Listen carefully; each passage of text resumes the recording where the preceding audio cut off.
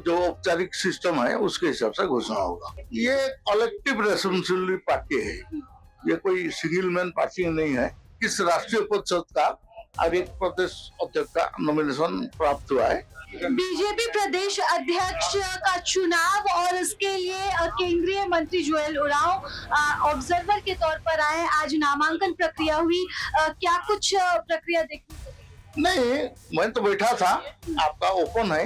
ये तो 3 दिन से ये नोटिफिकेशन हुआ है कि 10 बजे से 2 बजे तक कोई भी नॉमिनेशन कर सकता है।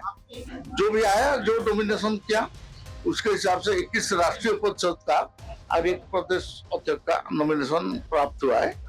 उसके हिसाब से कल घोषणा होगा। एक ही प्रदेश अध्यक्ष, एक ही प्रदेश अध्यक्ष का आदित्य साहू का नाम प्रस्तावित किया है। आदित्य साहू का नाम प्रस्तावित है और कल केंद्रीय नेतृत्व के साथ बातचीत करने के बाद जो औपचारिक सिस्टम है उसके हिसाब से घोषणा होगा। तो मान लिया जाए कि आदित्य साहू बन चुके हैं, बस कल मुहर लगनी है, क्योंकि आप मान लीजिए, लेकिन ये औपचारिक घोषणा तो कल ही होगी। तो किस तरह से आदित्य साहू के नेतृत्व में पार्टी गठन की जो बात कही जा रही है, नई मजबूती की जो बात कही जा रही है, वो किस तरह से? ये कलेक्टिव रेस्पॉन्सिबिलिटी पार्टी है, ये कोई सिंगल मैन पार्टी नहीं है। ये सब लोग इसको मिल के काम करते हैं।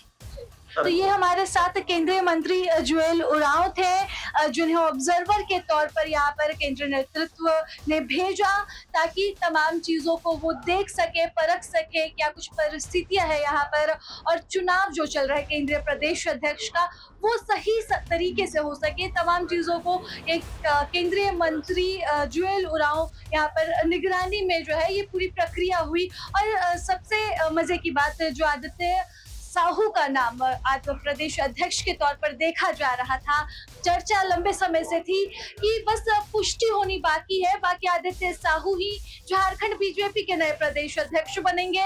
तो एक ही नाम प्रस्तावित हुआ है, कई लोगों ने उनके नाम को प्रस्ताव रखा है और स्कूटनी के बाद कल 2 बजे घोषणा हो जाएगी। हालांकि रिजल्ट सबको मालूम है कि बीजेपी के नए प्रदेश अध्यक्ष कोई और नहीं बल्कि आदित्य साहू होंगे। जी हाँ, ये बड़ी जानकारी इस वक्त झारखंड बीजेपी से आ रही है और आदित्य साहू के चेहरे के साथ बीजेपी नई मजबूत स्थिति में खुद को देख रही है, क्योंकि कलेक्टिव एफर्ट्स यहाँ पर लग रहे हैं।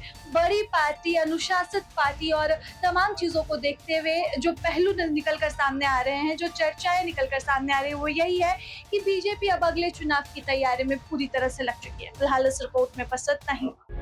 प्रभातखबर.com, विश्वास वही, रफ्तार नहीं।